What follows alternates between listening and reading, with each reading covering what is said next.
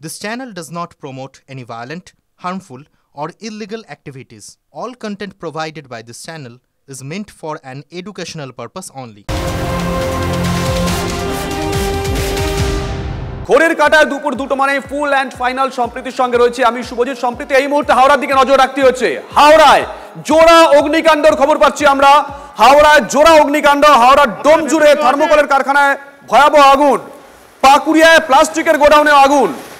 এই মুহূর্তে আমরা হাওড়া থেকে যে খবর পাচ্ছি জোড়া অগ্নিকাণ্ড, একটা ডোমজুড়ে থার্মোকলের কারখানায় ভয়াবহ আগুন, অন্যদিকে পাকুড়িয়ায় প্লাস্টিকের গোডাউনে আগুন। ডিটেল নেব, সুব্রত ডিটেল দাও। আপনাদের ভেতরে কেউ আছে? দেখো শুভদীপ, দুপুর বেলায় আগুন লাগে দুটি জায়গায়। প্রথমটি হচ্ছে ডোমজুড়ে রাজাপুর দক্ষিণবাড়ি এলাকায়, সেখানে একটি থার্মোকলের কারখানা, সেখানে প্রচুর দাহ্য পদার্থ, থার্মোকলের কারখানা মানে বোঝা যাচ্ছে মজুদ ছিল, এবং সেখানে বিধ্বংসী আগুন লাগে। এবং সেই সময় শ্রমিকরা ছিল কিনা এখনো পর্যন্ত জানা যাচ্ছে না কারখানার ভিতরে। তবে দমকল কর্মীরা দুটি দমকলের ইঞ্জিন ঘটনাস্থলে আসে এবং সেই আগুনকে নিয়ন্ত্রণে আনার চেষ্টা করছে। অগ্নি নির্বাপন ব্যবস্থা ছিল কিনা সেটাও খতিয়ে দেখা হবে। পাশাপাশি পাকুড়িয়াতে জাতীয় সড়কের ধারে জঞ্জাল জমা করে রাখা হয়েছিল একটি গোডাউনে, প্লাস্টিক, মূলত সেখানেও দাহ্য পদার্থ প্লাস্টিক ছিল, সেখানেও কিন্তু আগুন লেগে যায় এবং কি থেকে আগুন লেগেছে এখনো জানা যায়নি। সেখানেও দমকলের একটি ইঞ্জিন এসেছে এবং স্থানীয় মানুষরা সেই আগুনকে নিয়ন্ত্রণে আনার জন্য জল দিয়ে সেই আগুনকে নেভানোর চেষ্টা করছে। ফলে দুখানা অগ্নিকাণ্ডে ইতিমধ্যে চাঞ্চল্য সৃষ্টি হয়েছে হাওড়ায়। সুব্রত, সেক্ষেত্রে একটা বিষয় একটু জানতে চাইবো, থার্মোকল এবং প্লাস্টিক দুটোই অতি দাহ্য পদার্থ, তো সেক্ষেত্রে দমকল একটা বিশেষ ধরনের ফোম ব্যবহার করে এই আগুনকে অ্যারেস্ট করার জন্য, এক্ষেত্রেও কি সেরকম কোনো ব্যবস্থা নেওয়া হয়েছে? দেখো, থার্মোকল কারখানাটা যথেষ্ট বড়, সেখানে কিন্তু ওই ফোম ব্যবহার এখনো পর্যন্ত দেখা যায়নি। দমকলের কর্মীরা অক্লান্ত পরিশ্রম করে প্রায় অনেকক্ষণ চেষ্টায় সেই আগুনটাকে নিয়ন্ত্রণ কিছুটা হলেও আনতে পেরেছে। কিন্তু প্লাস্টিকের যে জমা, পাকুড়িয়ায় যে আগুনটা লেগেছিল জাতীয় সড়কের ধারে, সেখানে কিন্তু প্রচুর দাহ্য পদার্থ ছিল এবং সেখানে ফোমের ব্যবহার এখনো পর্যন্ত নজরে আসেনি। দমকলের জল দিয়ে সেই আগুন নিয়ন্ত্রণ আনার চেষ্টা করছে এবং সাধারণ মানুষও তারাও জল দিয়ে সেই আগুন নেভানোর চেষ্টা করছে। আমরা একই সঙ্গে আপনাদেরকে দুটো ছবি দেখাচ্ছি, ডোমজুড়ের ছবি দেখাচ্ছি, সেখানে থার্মোকলের কারখানায় ভয়াবহ আগুন। ছবিটা একবার দেখুন, দাউ দাউ করে আগুন জ্বলছে, কালো ধোঁয়ায় ঢেকে গেছে গোটা এলাকা। ডোমজুড়ের ছবি, পাশাপাশি পাকুড়িয়ার ছবি আপনাদেরকে দেখাচ্ছি। সুব্রত যে কথা বলছিল, জাতীয় সড়কের ধারে প্লাস্টিকের গোডাউনে এই আগুন লাগে। এই মুহূর্তে আপনারা হাওড়ার পাকুড়িয়ার ছবি দেখছেন, একেবারে জাতীয় সড়কের ধারে প্লাস্টিকের একটি গোডাউনে সেখানে আগুন লাগে। আর এই ছবি ডোমজুড়ের ছবি, থার্মোকলের একটি কারখানায় আগুন লাগে, দাউ দাউ করে আগুন জ্বলছে, কালো ধোঁয়ায় ঢেকে যাচ্ছে গোটা এলাকায়। ইতিমধ্যেই দমকলের দুটো ইঞ্জিন পৌঁছে গেছে ডোমজুড়ে, আগুন নেভানোর চেষ্টা করছে। অন্যদিকে পাকুড়িয়ায় সেখানেও দমকলের একটি ইঞ্জিন পৌঁছে গেছে। দুটো ছবি হাওড়ার। সুব্রতর কাছে আরো একবার যাব। সুব্রত, এই মুহূর্তে কি পরিস্থিতি? আগুন কি কোনো জায়গাতে অ্যারেস্ট করা সম্ভব হয়েছে? আমরা ডোমজুড়ের যে ছবি দেখাচ্ছি, কারখানার ভেতরে কেউ আটকে নেই তো? পাশাপাশি পাকুড়িয়া রাস্তার ধারে যান চলাচলের অবস্থা কি? একেবারেই প্রথমে তোমাকে জানিয়ে রাখি, ডোমজুড়ে যে হচ্ছে তোমার রাজাপুর দক্ষিণবাড়ি, যেখানে যে থার্মোকলের কারখানায় আগুন লেগেছে, সেখানে কিন্তু আগুন অনেকটা নিয়ন্ত্রণে এসেছে। দমকলের দুটি ইঞ্জিন সেখানে অক্লান্ত পরিশ্রম করে কাজ করছেন এবং পাকুড়িয়া, যেখানে জাতীয় সড়কের ধারে যে জঞ্জাল গোডাউন ছিল, সেই গোডাউনে আগুন লেগেছিল, সেখানেও কিন্তু আগুন অনেকটা হলেও নিয়ন্ত্রণে এসেছে। ফলে বলা যেতে পারে বড় সড়ো অগ্নিকাণ্ডের হাত থেকে রক্ষা পেয়েছে সঠিক সময় দমকল কর্মীরা এবং সাধারণ মানুষের তৎপরতায়। তবে দেখার দুটি বিষয়, যে এই যে দুটি দাহ্য পদার্থ ছিল, একটি থার্মোকলের গোডাউন এবং একটি তোমার হচ্ছে জঞ্জাল মজুদ করা ছিল, যেখানে প্রচুর প্লাস্টিক ছিল, দাহ্য পদার্থ ছিল। এই সব জায়গাগুলিতে অগ্নি নির্বাপন ব্যবস্থা ছিল কিনা বা প্রশাসনের নজরদারি ছিল কিনা, সেই বিষয়টি খতিয়ে দেখা হচ্ছে এবং কি থেকে আগুন লেগেছে তা এখনো বোঝা যাচ্ছে না। নজর রাখো। আপনারা জানেন পুজো কার্নিভাল আগামীকাল, জেলা কার্নিভাল আজকে পুজোর, এবং এই জেলা কার্নিভালই বয়কট খোদ তৃণমূল বিধায়কেরই। কার্নিভাল বয়কট করে পোস্ট রায়গঞ্জের বিধায়ক কৃষ্ণ কল্যাণী। কি উল্লেখ করেছেন তিনি পোস্টে? রায়গঞ্জ শহরের যে দুরবস্থা, সেই দুরবস্থার কথা উল্লেখ করে কার্নিভাল বয়কট করার ডাক দিয়েছেন বিধায়ক। তিনি বলেছেন যে পুরসভার প্রশাসনের অবহেলায় ভুগছেন রায়গঞ্জবাসী। থমকে রয়েছে পরিচ্ছন্নতা, পরিকাঠামো, উন্নয়ন। রূপক রয়েছেন আমার সহকর্মী আমাদের সঙ্গে। রূপক, কৃষ্ণ কল্যাণীর এই পোস্ট, এটা কিসের ইঙ্গিত?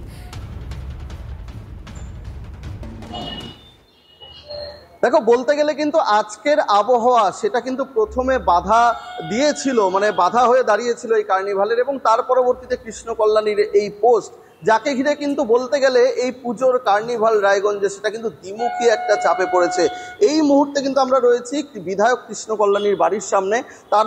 তার সঙ্গে আমরা যোগাযোগ করার চেষ্টা করেছিলাম, তাকে যখন ফোন করেছি তিনি হোয়াটসঅ্যাপ কলে তিনি কিন্তু জানিয়েছেন এই বিষয়ে তিনি যা মন্তব্য দেওয়ার, যা কিছু বলার তিনি কিন্তু তার ফেসবুক পোস্টে দিয়ে রেখেছেন। তার কোনো আলাদা করে তিনি মিডিয়ার সামনে কোনো কিছু বলবেন না, বলতে চাইছেন না। 26 নির্বাচনের আগে কৃষ্ণ কল্যাণীর এহেন পোস্ট এবং সেখানে প্রশাসনের অবহেলায় ভুগছেন রাজগঞ্জবাসী, এই বক্তব্যের উল্লেখ, এটাতে কি অন্য কোনো বার্তা? দেখো, একেবারে এটা সত্যি কথাই যে এটা কিন্তু অন্য কোনো বার্তা, কারণ বিধায়ক তিনি তৃণমূল কংগ্রেসের। অন্যদিকে রায়গঞ্জে যে পুরো প্রশাসন রয়েছে বর্তমানে সেই বোর্ডে, আগের বোর্ডে যারা তৃণমূল কংগ্রেসের চেয়ারম্যান ভাইস চেয়ারম্যান ছিলেন তারাই কিন্তু বর্তমানে প্রশাসক এবং উপপুর প্রশাসকের পদে রয়েছেন। কার্যত তিনি যেটা ফেসবুক পোস্টে বারবার উল্লেখ করছেন, এটা শুধু নতুন ঘটনা নয়, এর আগেও কৃষ্ণ কল্যাণী সরব হয়েছিলেন। তিনি কিন্তু রায়গঞ্জের সার্বিক উন্নয়ন অর্থাৎ রাস্তাঘাট থেকে শুরু করে নোংরা আবর্জনা পরিষ্কার থেকে শুরু করে তিনি কিন্তু এর আগেও সরব হয়েছিলেন এবং এবারেও সরব হয়েছেন, এবং তা কিন্তু আগামী 26-এ যে একটা বড় প্রভাব ফেলতে পারে সেই বিষয়টা কিন্তু কোনোভাবেই উড়িয়ে দিচ্ছেন না রাজনৈতিক বিশ্লেষকরা। কারণ এটা কিন্তু তৃণমূলের অন্দরেই একটা গোষ্ঠীদ্বন্দ্ব, তা কিন্তু প্রকাশ্যে আসছেই। কার্যত এই ঘটনা আরও কতটা প্রভাব বিস্তার করে সেদিকেই কিন্তু সকলে নজর রাখছেন। কার্যত এই পুজো কার্নিভাল বয়কট, এটা নিয়ে কিন্তু ইতিমধ্যেই রাজনৈতিক মহলে এবং রূপক শুভজিৎ বলছি, একটা হইচই শুরু হয়ে গিয়েছে। শুভজিৎ বলছি, উনি বলছেন যে উৎসবের নামে প্রদর্শনীতে শামিল হওয়া অনুচিত।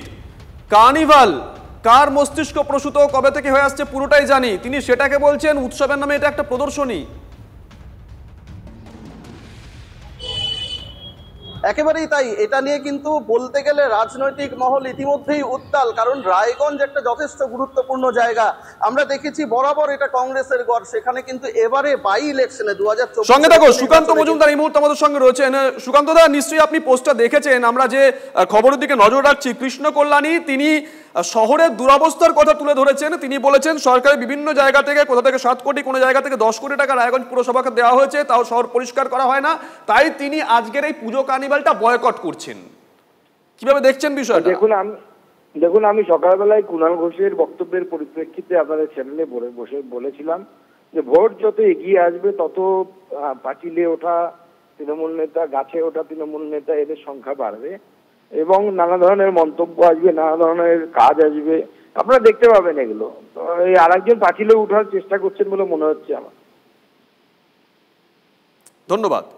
অন্যদিকে মুখ্যমন্ত্রীর শুভেচ্ছা চিঠি পেয়ে সুর বদল কুণালের, ফের সোশ্যাল মিডিয়া পোস্ট করেছেন কুণাল ঘোষ, মানে আজকে আর কি।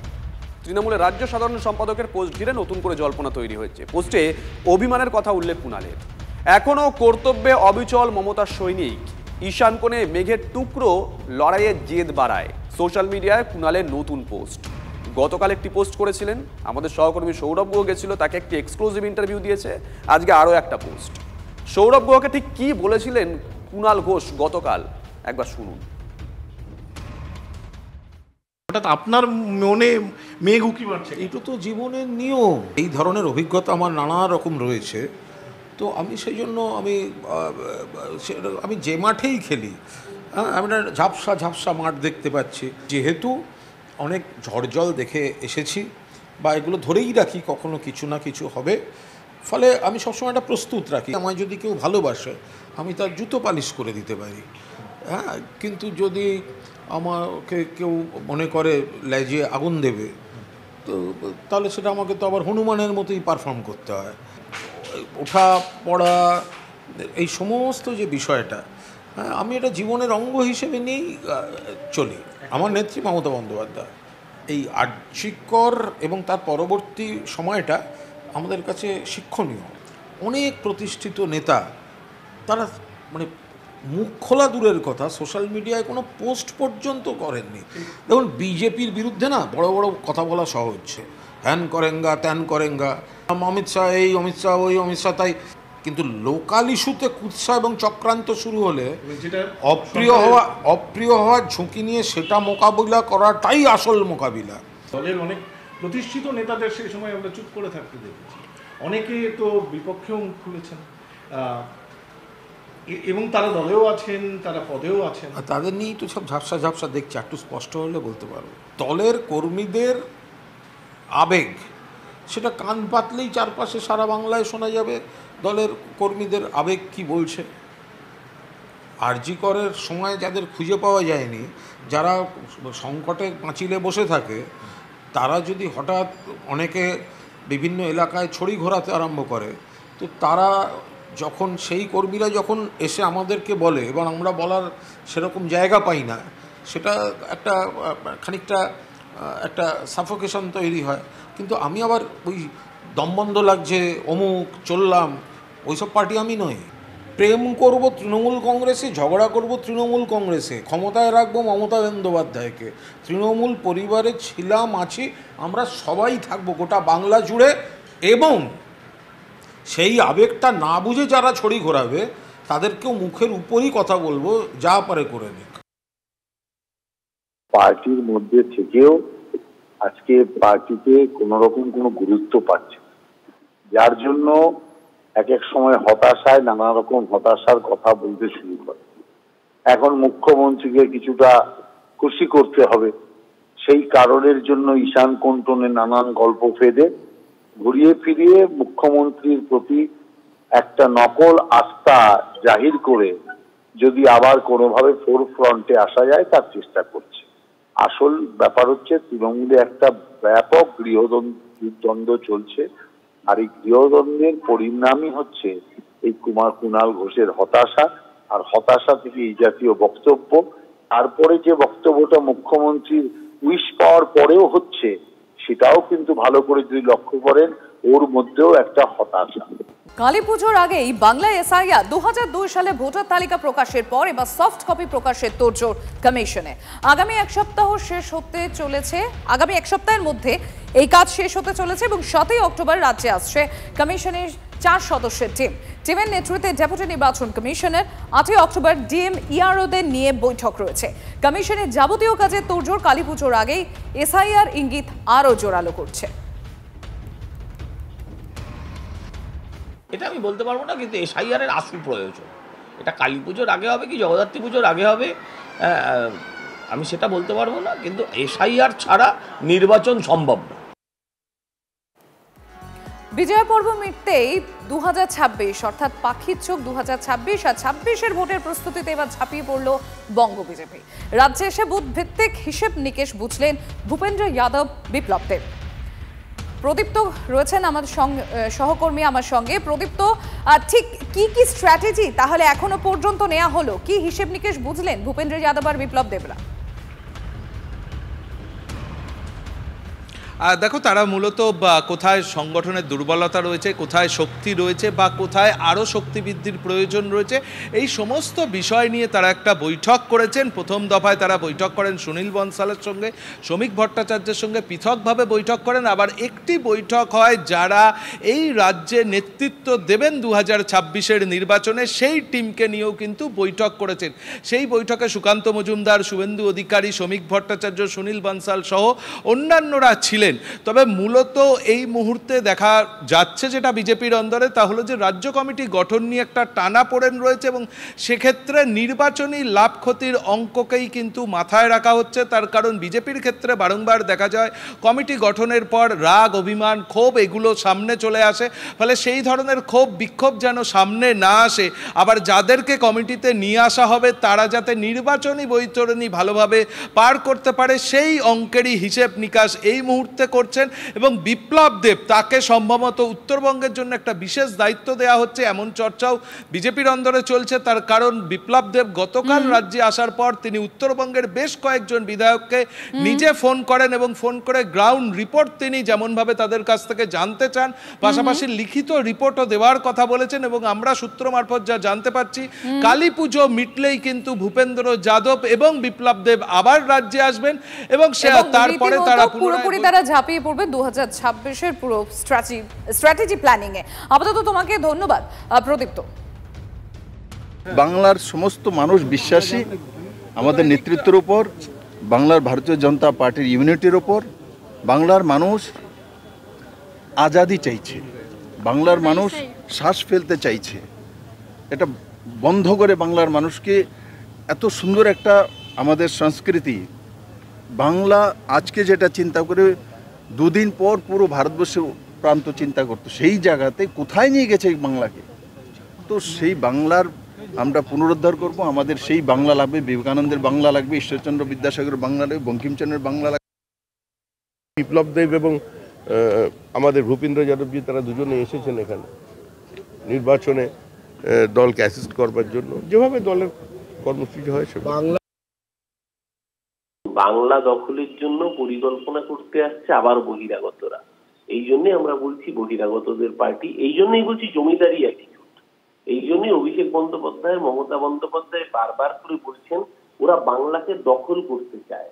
আমরা বাংলার মানুষের মন জয় করি, ওরা দখল করতে চায়। বাংলা চিরকাল দখলদারদের হারিয়েছে। বাংলা এর আগে বর্গী আগ্রাসন থেকে রুখেছে।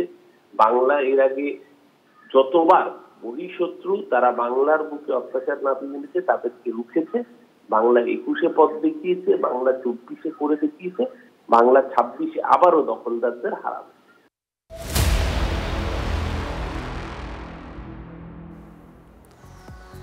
আর এবার যে খবরের দিকে নজর রাখবো আমরা, পশ্চিমবঙ্গবাসী প্রতি বছর বর্ষাকালে এটা দেখতে অভ্যস্ত হয়ে গেছি, রাজ্য বনাম ডিবিসি, রাজ্য বনাম ডিবিসি। এবারও কোনো ব্যতিক্রম নেই। মুখ্যমন্ত্রীর হুঁশিয়ারি পরেও জল ছাড়ার পরিমাণ কমায়নি ডিবিসি। মাইথন আর পাঞ্চেত থেকে 70,000 কিউসেক হারে জল ছাড়ছে ডিবিসি। তার জেরে দুর্গাপুর ব্যারাজ থেকে জল ছাড়া হচ্ছে প্রায় 76,000 কিউসেক হারে। ঝাড়খণ্ডে প্রবল বৃষ্টির জেরেই জল ছাড়ার পরিমাণ কমানো যাচ্ছে না, এমনটাই জানানো হয়েছে ডিবিসির তরফ থেকে। বারবার করে বলেছি আমাদের সঙ্গে একটু কথা বলুন, মনিটর্ড ওয়েতে জল ছাড়ুন। ক্যাচমেন্ট এরিয়ায় যদি বেশি বৃষ্টি হয় জল ছাড়তে হবে, কিন্তু তার তো একটা সিস্টেম আছে, ধীরে ধীরে সইয়ে সইয়ে, সেটা হচ্ছে না। এই পুজোর মধ্যে ভাবুন তো, যখন মা দুর্গাকে আরাধনা করবে সবাই, মা দুর্গা এলেন জল ছাড়ছে, মা দুর্গা ছিলেন জল ছাড়ছে, মা দুর্গা গেলেন জল ছাড়ছে। নবমীর বিকেল থেকে জল ছাড়া শুরু হয় এবং ডিবিসি এই জল ছাড়ার পরিমাণ ধাপে ধাপে বাড়াতে থাকে। ডিবিসি কর্তৃপক্ষের দাবি, তারা যে জল ছাড়ছে তাদের নিজেদের ইচ্ছে মতো তারা জল ছাড়েন না। সিডব্লিউসি অর্থাৎ সেন্ট্রাল ওয়াটার কমিশন, তাদের নির্দেশেই বা রাজ্যকে জানিয়েই জল ছাড়া হয়, এর মধ্যে কোনো সংঘাতের বিষয় নেই। তার পাশাপাশি দামোদর যে আপার ক্যাচমেন্ট এলাকা বা ঝাড়খণ্ডের উপর যে এলাকা, সেই এলাকায় নিম্নচাপের ফলে বৃষ্টি হচ্ছে এবং বৃষ্টির জন্যে চাপ বাড়ছে দামোদরের উপর এলাকায়। তাই তেনুঘাট, তিলাইয়া এবং কোনার ড্যাম যখন জল ছাড়ছে, সেই জল এসে পড়ছে মাইথন এবং পাঞ্চেতের উপর, তাই চাপ বাড়ছে ডিবিসির। সংঘাতের মধ্য দিয়েও শনিবারও কিন্তু জল ছাড়া একইভাবে অব্যাহত রাখলো ডিবিসি, যে জল ছাড়ার পরিমাণ মোট 70,000 কিউসেক। আসানসোল থেকে ক্যামেরায় নীলাদ্রি শেখর পালের সঙ্গে চন্দ্রশেখর চট্টোপাধ্যায়, TV9 বাংলা। পুজোর মধ্যে জল ছাড়ায় ডিবিসিকে আক্রমণ করেছেন মুখ্যমন্ত্রী। উৎসবের সময় বাংলাকে বিপর্যয়ের মুখে ফেলার চেষ্টা হচ্ছে। পুজোর মধ্যে এইভাবে জল ছাড়া নিন্দনীয়। এই বিপর্যয় প্রাকৃতিক নয়, ডিবিসির সৃষ্টি, কোনোভাবেই বরদাস্ত করা হবে না। বাংলার বিসর্জন করতে দেব না, তীব্র প্রতিবাদ জানিয়ে সোশ্যাল মিডিয়ায় সরব হয়েছেন মুখ্যমন্ত্রী। আপনাদেরকে সেই পোস্ট আমরা দেখাচ্ছি।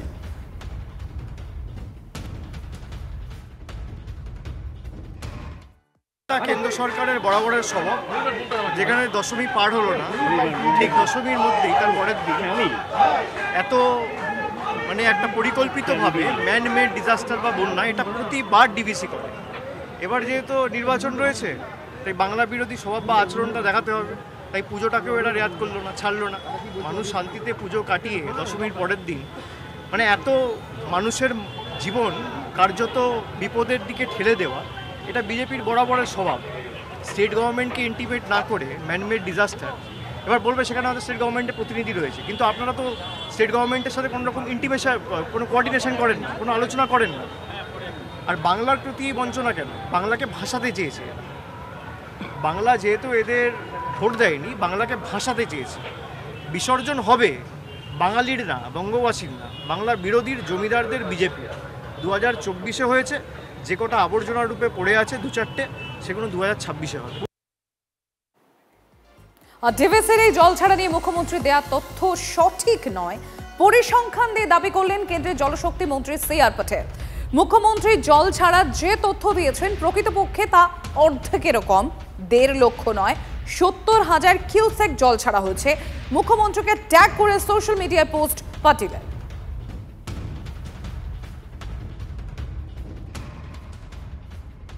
কেন তিলপাড়া ব্যারেজ ভেঙে ফাটল ধরার জন্য তিলপাড়ার জল ছাড়তে হলো এই বর্ষার সময়? তো কখনো তো ছাড়তে হয় না।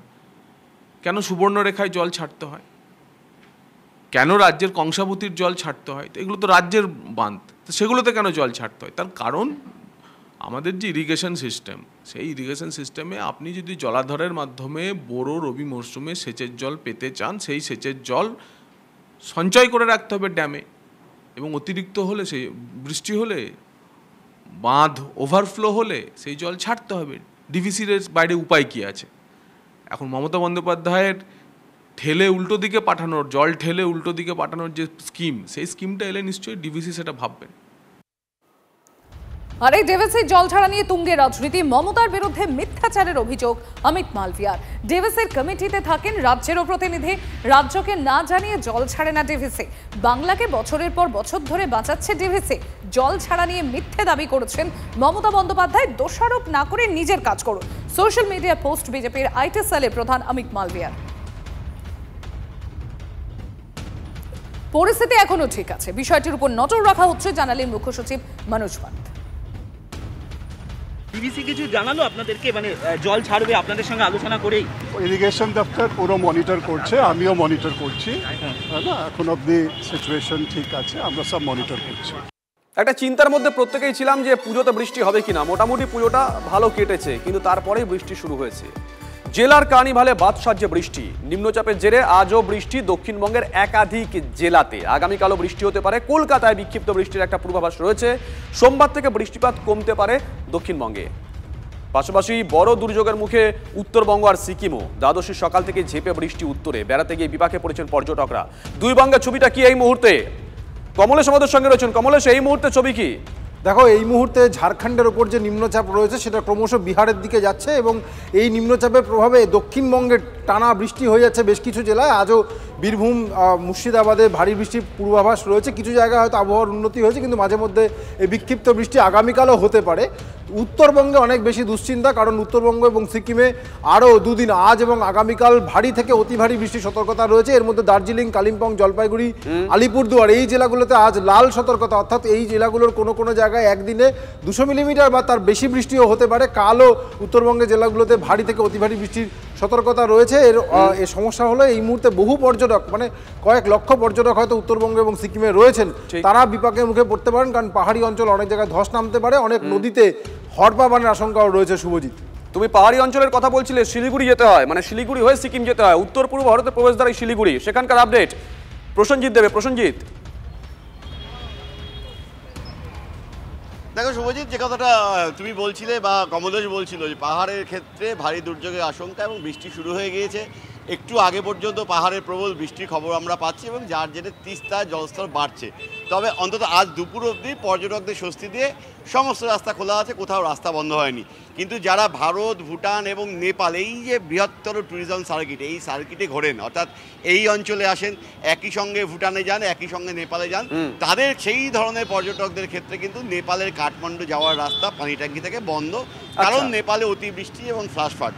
আর যে কার্নিভালের কথা তুমি বলছিলে, সেই কার্নিভালও কিন্তু প্রবল বাধাপ্রাপ্ত। দেখো, আর ঘন্টা দুয়েক পরে কার্নিভাল শুরু হবে, তার আলপনা দেওয়ার কাজ এখনও শেষ হয়নি।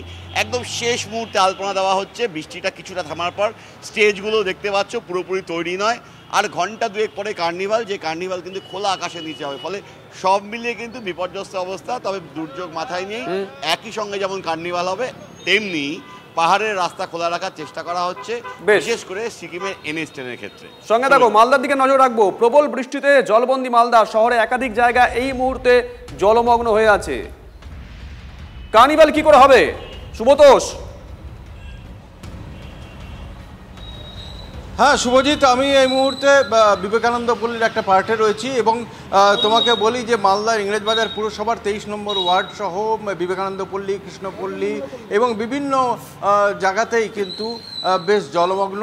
যদিও ইংরেজবাজার পুরসভার তরফ থেকে যতটা দ্রুত সম্ভব জলটা নামানোর চেষ্টা করা হচ্ছে এবং বেশ কিছু এলাকা থেকে ইতিমধ্যেই জল নেমে গেছে। আমি যেখানে দাঁড়িয়ে আছি দেখো, এখানে খুব হাই ভোল্টেজ ট্রান্সফরমার রয়েছে এবং এটার জন্য ইতিমধ্যেই ইলেকট্রিসিটি বোর্ডকে, বিদ্যুৎ দপ্তরকে জানানো হয়েছে যাতে এখানে ব্যবস্থা নিতে, কারণ খুব রিস্কি জায়গা যে জল জমে থাকার জন্য।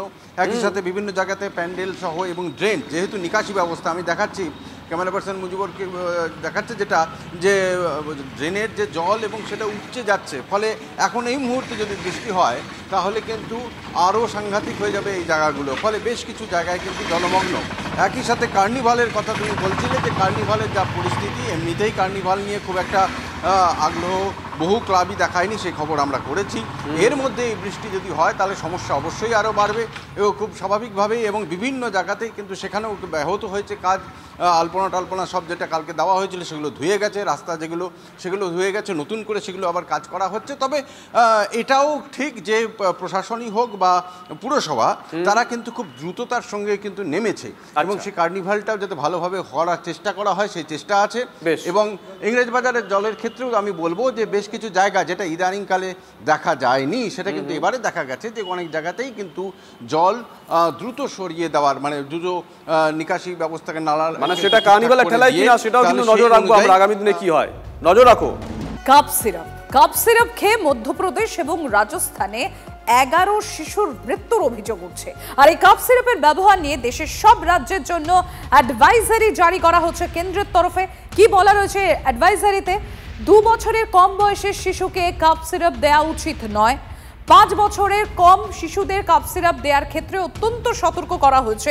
আমরা আরো ডিটেলসে জেনে নেব। তন্ময় রয়েছেন, তন্ময় প্রামাণিক রয়েছেন আমার সঙ্গে। তন্ময়, সেক্ষেত্রে এই যে অ্যাডভাইজারি জারি করা হয়েছে, কি কি নির্দেশিকা রয়েছে, তাতে কি কি বলা হয়েছে? দেখো, এখানে খুব স্পষ্ট করে বলা হয়েছে যে কাপ সিরাপ এই ইচ্ছে মতন দোকান থেকে কিনে এনে খাওয়ানোটা সম্পূর্ণভাবে বেআইনি বা নিয়ম সঙ্গত নয়। সেখানে কিন্তু শিশুর বা সন্তানের ক্ষতি হতে পারে। 2 বছরের নিচে কোনো কাপ সিরাপ ব্যবহার করা যাবে না, কারণ বিশেষজ্ঞ চিকিৎসকরা যেটা বলছেন যে এই কাশি হওয়া, সেই কাশিটা শরীরের একটা প্রোটেকশন সিস্টেম, কোনো কিছু প্রয়োজন হলে সেটাকে বাইরে বের করানোর চেষ্টা করে, সেটাকে দমিয়ে দেওয়া মানে যে শরীরের অপ্রয়োজনীয় অংশ বা ক্ষতিকর বিষয় সেটাকে শরীর তার নিজস্ব যে প্রোটেকশন সিস্টেম আছে সেটা দিয়ে যখন বার করতে চায়, সেই কাশির বিষয়টাকে বন্ধ করে দেওয়ার চেষ্টা করাটা কিন্তু সেই শরীরটাকে ক্ষতি করে দেওয়া। ফলে 5 বছর পর্যন্ত বয়সের শিশুদের কাপ সিরাপ খাওয়াতে গেলে চিকিৎসকের পরামর্শ, তার প্রেসক্রিপশন, তিনি কী ধরনের সিরাপ পরামর্শ দিচ্ছেন পার্টিকুলার সেই সিরাপ খাওয়ানো। এখনও পর্যন্ত যেটুকু বলছেন বিশেষজ্ঞরা 6 ধরনের মেটেরিয়াল দিয়ে তৈরি সিরাপ বাজারে রয়েছে। কোনোটা ড্রাই বলা হয়, কোনোটাকে অন্য নামে অভিহিত করা হয়, অর্থাৎ এক একটা সময় এক এক রকমের। কিন্তু তন্ময়, এখানেই প্রশ্নটা উঠছে যে কি ধরনের কাফের জন্য কি ধরনের কাপ সিরাপ প্রয়োজন, সেটা তো একমাত্র বিশেষজ্ঞরাই বলতে পারবেন, তার জন্য তো চিকিৎসকের কাছে পৌঁছানো দরকার। কিন্তু ম্যাক্সিমাম ক্ষেত্রে যেটা দেখা যায় তন্ময়, রুরাল এরিয়া বা রিমোট এরিয়াতে, সেখানে প্রায় মুদির দোকানে গিয়ে কাপ সিরাপ, জ্বরের ওষুধ, পেট খারাপের ওষুধ পাওয়া যায় এবং সেগুলোকেই বাচ্চাগুলোকেও খাওয়ানো হয়। সেক্ষেত্রে সচেতনতার জন্য তাহলে প্রশাসন কি করবে? অ্যাডভাইজারি দিলেই তো শুধু হবে না। একেবারেই সেখানে প্রশাসনকে নজরদারি করতে হবে যে কাপ সিরাপ যেন এইভাবে খোলা বাজারে খোলা বিক্রি না হয়। আর এখানে কিন্তু কোনো রুরাল বা গ্রাম বা শহর বিষয়টা না, শহরের মানুষ হোক আর গ্রামের মানুষই হোক, কাপ সিরাপটা একটা হ্যাবিটের মধ্যে। কাশি শুরু হলেই কাপ সিরাপ কিনে এনে খেয়ে নেওয়া আমাদের প্রায় প্রত্যেক বাড়িতেই চল রয়েছে। কিন্তু সেটা যে কত ক্ষতিকারক তা মধ্যপ্রদেশের এইখানে 11 শিশুর মৃত্যু চোখে আঙুল দিয়ে দেখিয়ে দিল এবং আরও কয়েকটি শিশুর মৃত্যু ঘটেছে ইতিমধ্যেই। ফলে কতটা বিপজ্জনক হতে পারে শরীরের জন্য, ফুসফুসের জন্য, কিডনির জন্য, লিভারের জন্য, কিভাবে সেগুলোর ফাংশন বন্ধ করে দিচ্ছে অতিরিক্ত কাপ সিরাপ ব্যবহার, সেখানে এই ছোট্ট ছোট্ট বাড়ির সন্তানদের মৃত্যুই চোখে আঙুল দিয়ে দেখিয়ে দিয়েছে। ফলে সেখানেই এই নির্দেশিকা জারি করা হয়েছে গোটা দেশ জুড়ে। পাশাপাশি শুধু নির্দেশিকা জারি নয়, সেখানে বলে দেওয়া হয়েছে কোন বয়সী পর্যন্ত কিভাবে ব্যবহার করা যাবে এবং কোন বয়স পর্যন্ত কোনো রকম কাপ সিরাপ ব্যবহার করা যাবে না। ফলে সম্পূর্ণভাবে একটা নিয়ন্ত্রণ আনার চেষ্টা করছে কেন্দ্রীয় সরকারের স্বাস্থ্য মন্ত্রক এবং সেই নির্দেশিকায় প্রত্যেকটা রাজ্যে, প্রত্যেকটা জেলায় জারি করে দেওয়া হয়েছে। তন্ময়, আপাতত তোমাকে ধন্যবাদ। আমরা শুনে নেব child specialist doctor Apurba Ghosh, তিনি কি বলছেন এই বিষয়টি নিয়ে। বাচ্চাদের চিকিৎসায় কাপ সিরাপের কোনো ভ্যালু নেই। এটা ওভার ইউজ হয়। কিন্তু সেই সঙ্গে একটা কথাও বলছি যে কাপ সিরাপে কখনো কখনো কারো কারো মৃত্যু হতে পারে, এটা হতে পারে না তা নয়, কিন্তু একসাথে যদি কোনো একটা এতগুলো বাচ্চা মারা যায় তাহলে বুঝতে হবে যে ওষুধটার মধ্যে কোনো ধরনের কোনো পয়জন ছিল। আদারওয়াইজ কাপ সিরাপে এরকম ভাবে একসাথে এত এত বাচ্চার মৃত্যু হতে পারে না। তো আমাদের দেশে যেটা হয় যে কোয়ালিটি কন্ট্রোল, ড্রাগ কন্ট্রোল এগুলো খুবই পুয়ার, যার জন্য যে কেউ যেভাবে খুশি ম্যানুফ্যাকচার করে, পুয়ার কন্ডিশনে ম্যানুফ্যাকচার করে, কন্টামিনেশন হয়ে সেগুলোকে মার্কেটিং করে, বটলিং করে বিক্রি করে দিচ্ছে। and that is the cause of the death, not the cup সিরাপের ইনগ্রেডিয়েন্ট, বাট কাপ সিরাপের ভিতরে যে সিরাপ কিংবা পয়জনস হয়ে গেছে কিছুভাবে। আর এই যে মধ্যপ্রদেশ আর রাজস্থান থেকেই যে শুধু কাপ সিরাপ খেয়ে শিশু মৃত্যুর অভিযোগ আছে তা কিন্তু নয়। কোল্ড্রিফ কাশির সিরাপ বিক্রিতে তামিলনাড়ুতে ইতিমধ্যেই নিষেধাজ্ঞা জারি করা হচ্ছে, কারণ কাশির সিরাপ খেয়ে শিশু মৃত্যুর যে অভিযোগ উঠছে তার ফলেই নিষেধাজ্ঞা জারি। চেন্নাইয়ের ওই সংস্থায় রাজস্থান এবং মধ্যপ্রদেশ, পুদুচেরিতে কাশির সিরাপ পাঠিয়েছে, এমনই জানানো হয়েছে তামিলনাড়ু প্রশাসনের তরফে। ওষুধ তৈরি কারখানা থেকে নমুনা সংগ্রহ করে পাঠানো হয়েছে ইতিমধ্যেই পরীক্ষার জন্য। 2 বছরের কমে কোনো বাচ্চার কাপ সিরাপের কোনো দরকার নেই, কাপ সিরাপের কোনো প্রয়োজন হয় না। এবং এই যে কিছু ইনসিডেন্টগুলো হয়েছে যার জন্য গভর্নমেন্ট এরকম একটা নির্দেশিকা জারি করেছে, এটা খুবই দরকার। আমাদের এফডিএরও রিকমেন্ডেশন রয়েছে বিলো 4 ইয়ার্স কোনো কাপ সিরাপের দরকার পড়ে না। মা কী হবে, অল্প কাশলেই ভাববে আমি আরেকবার দিয়ে দিই, ডোজটা ওভারডোজ হবে, এবং ওভারডোজের জন্য যে সিস্টেমিক সাইড এফেক্ট, সেই সাইড এফেক্টগুলো সাংঘাতিক হতে পারে। তবে কিছু কাশি যেটা আমাদের ভালো করে দেখা উচিত, যেটা হচ্ছে শ্বাসকষ্টের কাশি, যাতে একটা সাই সাই হুইসলিং আওয়াজ রয়েছে, বুকটা ওঠানামা করছে, নাকটা একটা ফ্লেয়ারিং আপ হচ্ছে, দিস ইজ একটা রেসপিরেটরি ডিস্ট্রেস। এটার জন্য প্রাথমিক অবস্থায় কিছু ওরাল ওষুধও রয়েছে, কিন্তু সেটা না হলে ইনহেলেশন। আর এই কাপ সিরাপ খেয়ে রাজস্থান, মধ্যপ্রদেশে যে মৃত্যু মিছিল, মৃত্যুর আগে একাধিক উপসর্গও দেখা গিয়েছিল এই শিশুদের। বমি, দুর্বলতা, অস্থিরতার মতো উপসর্গ এই শিশুদের শরীরে। কোনো কোনো শিশু তো সংজ্ঞাহীনও হয়ে পড়ে। মধ্যপ্রদেশের ছিন্দওয়াড়াতেই 9 শিশুর মৃত্যু হয়েছে মাত্র এক সপ্তাহের মধ্যে। রাজস্থানেও 3 শিশুর মৃত্যু রীতিমতো উদ্বেগ বাড়াচ্ছে।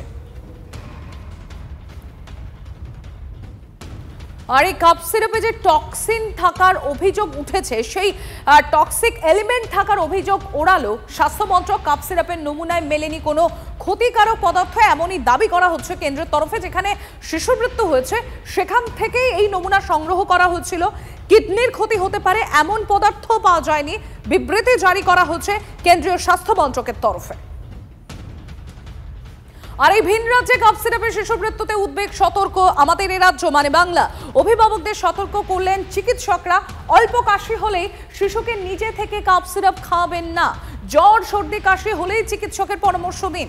2 বছরের কম বয়সী শিশুদের কাপ সিরাপ কখনোই নয়। প্রেসক্রিপশন ছাড়া কাপ সিরাপ কিনবেন না, অভিভাবকদের সতর্ক করলেন চিকিৎসকরা। আরএসভি ভাইরাসের ক্ষেত্রে প্রথম কথা দেখতে হবে সিমটোম্যাটিক। যখন এটা ডিটোরিয়েট করে কোনো ব্যাপারে হয়, তার আগে কিন্তু অনেক সময় হসপিটালাইজ করতে হয়। যদিও এখন একটা প্রতিষেধক পাওয়া যায় এই আরএসভি ভাইরাস থেকে ঠিক করার জন্য, সেটা কিন্তু অনেক কস্টলি। সেটার জন্য সবাইকে কিন্তু সেটা এখন ইউজ করার মতো অবস্থায় নেই। আমি বারবার বলবো যে ডাক্তারুর কাছে আর্লি যান, কারণটা নির্ধারণ করুন, কারণ অনুযায়ী ট্রিটমেন্ট করুন। আর কাপ সিরাপের ক্ষেত্রে জুডিশিয়াল কাপ সিরাপ ইউজ করবেন না। খুব ছোটো বাচ্চাদের ক্ষেত্রে কাপ সিরাপ দেওয়ার কোনো জায়গা নেই, এবং সতর্কভাবে কাপ সিরাপ ইউজ করা উচিত বলে আমার মনে হয়। এইটা যদি আমরা খেয়াল থাকি তাহলে কাপ সিরাপ থেকে কিন্তু শিশু মৃত্যু হবে না।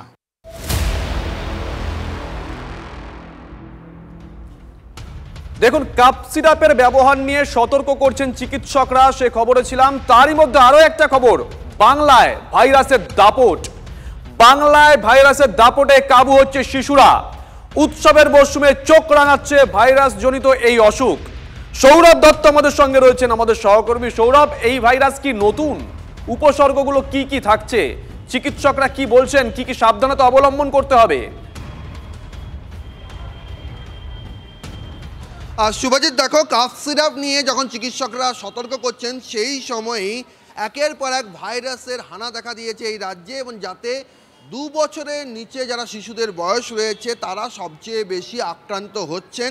কিছু কিছু ক্ষেত্রে হসপিটালে ভর্তি হতে হচ্ছে, সেটা নীলরতন সরকার মেডিকেল কলেজ হতে পারে, চিত্তরঞ্জন সেবা সদন হতে পারে, আর সেটা তোমার NRS হতে পারে, SSKM হতে পারে, সব জায়গায় এক ছবি।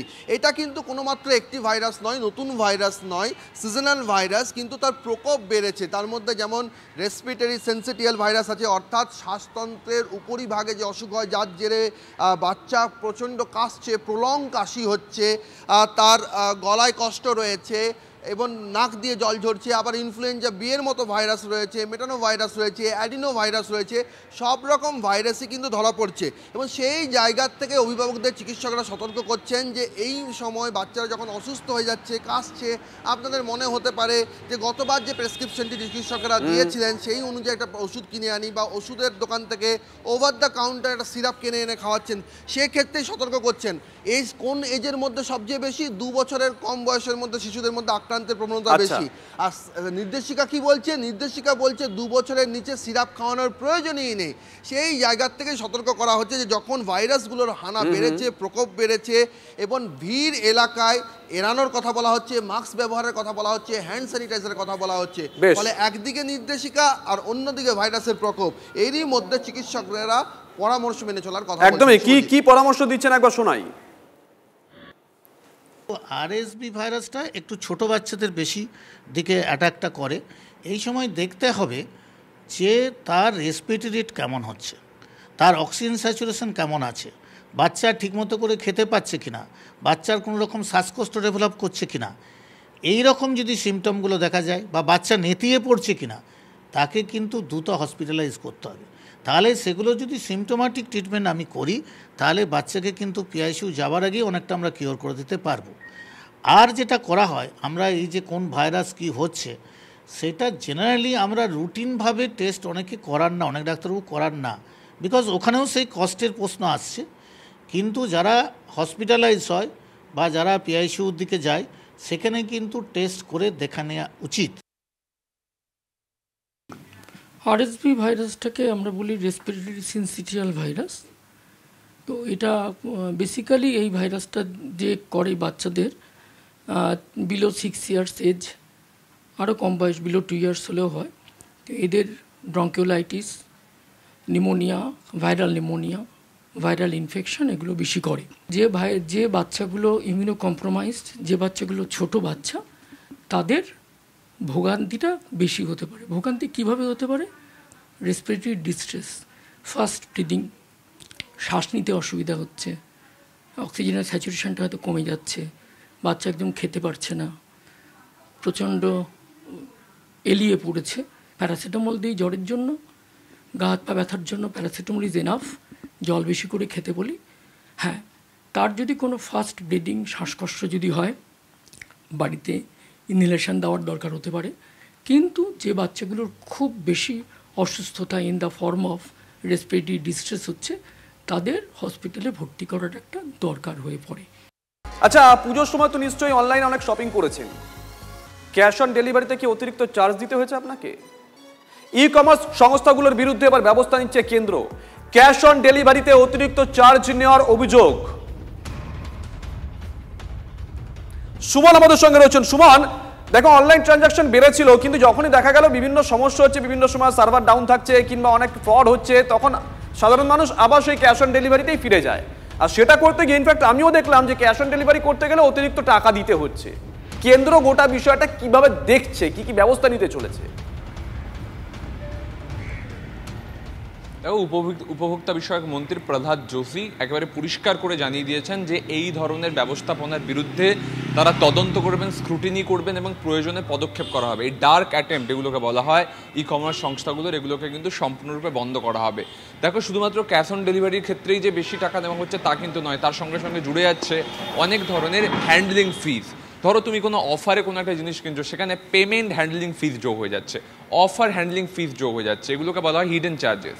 এই হিডেন চার্জেসগুলো বাড়িয়ে কিন্তু আলটিমেটলি সংস্থা লাভ করছে, যেটা কিন্তু কনজিউমার যে রুল রয়েছে তার কিন্তু এগেনস্টে।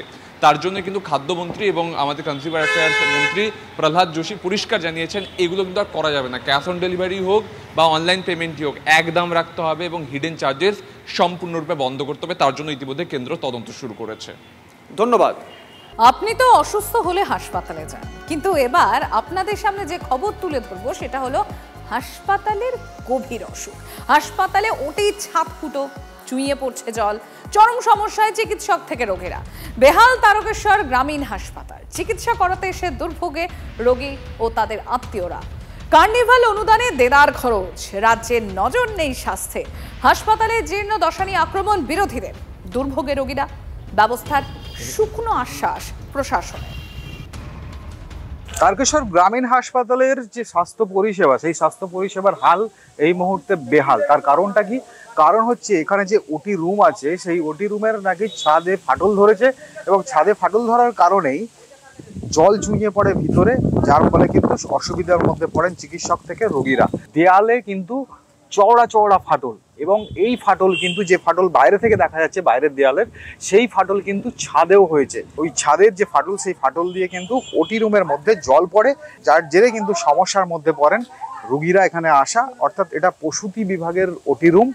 অন্যদিকে যেটা আরও অভিযোগ, মারাত্মক একটা অভিযোগ উঠে আসছে, যেটা হচ্ছে এই গ্রামীণ হাসপাতালে কোনো কারণে বিদ্যুৎ বিচ্ছিন্ন হলে তারপরেই কিন্তু প্রায় ঘন্টার পর ঘন্টা যদি কোনো কারণে বিদ্যুৎ বিচ্ছিন্ন হয়, এই হাসপাতালের সমস্ত পরিষেবা থেকে সমস্ত যেসব অফিসিয়াল কাজ, সেই কাজ কিন্তু বন্ধ হয়ে যায়। হসপিটালের জেনারেটর আছে, জেনারেটর রুম আছে, কিন্তু জেনারেটরে নাকি তেল বরাদ্দ নেই। অর্থাৎ স্বাস্থ্য দপ্তর থেকে নাকি সেই পরিমাণ তেল বরাদ্দ করা হয়নি। ঊর্ধ্বতন কর্তৃপক্ষ অর্থাৎ জেলা স্বাস্থ্য দপ্তরের বিষয়টা জানানো হয়েছে। পাশাপাশি বিদ্যুৎ বিচ্ছিন্ন হলে যে পরিষেবা ব্যাহত হয়, সেটা নিয়েও তিনি স্বীকার করেছেন। সাধারণ মানুষকে ন্যূনতম পরিষেবা দিতে সরকার দায়বদ্ধ, এমনটাই দাবি করেছেন জেলার স্বাস্থ্য কর্মাধ্যক্ষ দেবী প্রসাদ রক্ষিত। হুগলি তারকেশ্বর থেকে সনদ মাঝি, TV9 বাংলা। লাইনে তো লোডশেডিং ছিল, তো কারেন্ট না থাকার জন্য দীর্ঘ সময় দাঁড়িয়ে থাকতে হয়েছে। না দাঁড়িয়ে থাকার পরে কী করবো, চিকিৎসা না করার পরে। এখানে কি জেনারেটরের কোনো ব্যবস্থা নেই? জেনারেটর ব্যবস্থা রয়েছে, জেনারেটর ব্যবস্থা জেনারেটর চলেনি। তা চালায়নি কি কারণে জানি না। চিকিৎসা করাতে পারলেন? চিকিৎসা করাতে পারলে ভিতরে চলে যেতে হবে, অনেক দীর্ঘ সময় দাঁড়িয়ে থাকার পর। এটা অনেকদিন পুরোনো বিল্ডিং এর জন্য জলের সমস্যা, মানে জল উপর থেকে ছাদ থেকে বর্ষাকালে পড়ে। সেটার জন্য আমরা অলরেডি আমাদের যে লোকাল অথরিটি আছে, ইঞ্জিনিয়ার যেটা আমাদের যেটা আছে ভিডিও ইঞ্জিনিয়ার, তাকে জানানো হয়েছে। ছাদের অবস্থা খারাপের জন্য ওটিতে আমাদের মাঝে মাঝে বিপদে পড়তে হয়। অনেক সময় ওটিকে আমরা শিডিউল চেঞ্জ করতে হয় এরকম দ্বারা, কিন্তু আর্জেন্সি থাকলে আবার হয়তো রেফারও করতে হতে পারে। পরে আমরা ওটির সময়টাই যাতে জেনারেটর ব্যাকআপটা ঠিকঠাক থাকে সেটার জন্য আমরা রেডি করে রাখি। তো তার আগে একটু কারেন্ট যদি চলে যায় বা ইলেকট্রিসিটি সাপ্লাই যদি বন্ধ হয়ে যায়, তখন আমাদের একটু অসুবিধার মধ্যে পড়তে হয়। ওই যেমন ইন্টারনেটটা কাজ করে না, তখন আমাদেরকে ওই হাতে লিখে দিতে হয়, পেশেন্টকে একটু সাফার করতে হয়, লাইনে দাঁড়াতে হয়। সাধারণত আমরা দেখে থাকি গরমে বা গ্রীষ্মেই রক্তের আকাল দেখা দেয়, কিন্তু এবার উৎসবের মরশুমেই রক্তের আকাল বর্ধমান মেডিকেলে। বর্ধমান হাসপাতালে দৈনিক গড়ে 70 ইউনিট করে রক্তের প্রয়োজন, আর বর্তমানে ব্লাড ব্যাংকে মজুদ 200 ইউনিটেরও কম রক্ত। কোনো নেগেটিভ গ্রুপের রক্তই নেই বর্ধমান মেডিকেলে, যেমন এবি নেগেটিভ গ্রুপেরও রক্ত নেই। আর রক্ত না পেয়ে কালঘাম রোগীর আত্মীয়দের। রক্তের সংকটের অভিযোগ মানতে এদিকে নারাজ হাসপাতাল কর্তৃপক্ষ। রক্তের স্বাভাবিক যোগান রয়েছে বলে দাবি করা হচ্ছে হাসপাতালের তরফে। কি বলছেন হাসপাতাল সুপার?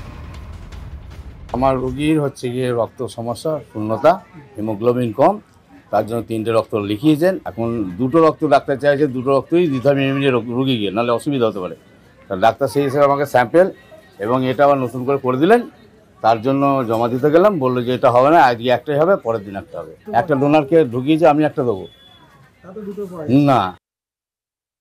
রক্তের জন্য এসেছি, পেশেন্ট ভর্তি আছে নিউ বিল্ডিংয়ে বর্ধমান হসপিটালে। আমার পেশেন্টের সিরিয়াস অবস্থা, তখন যদি বলতো আমাদেরকে ডোনার লাগবে, তাহলে সে রাত্রেই বেলায় আমরা ডোনার দিয়ে ব্লাডটা নিলে ব্লাডটা এত সময় চলে যেত। বলছে ডোনার লাগবে, এবার সেই ডোনার জোগাড় করে কখন ব্লাডটা পাবো আর কখন দেবো আমরা চাপাবো।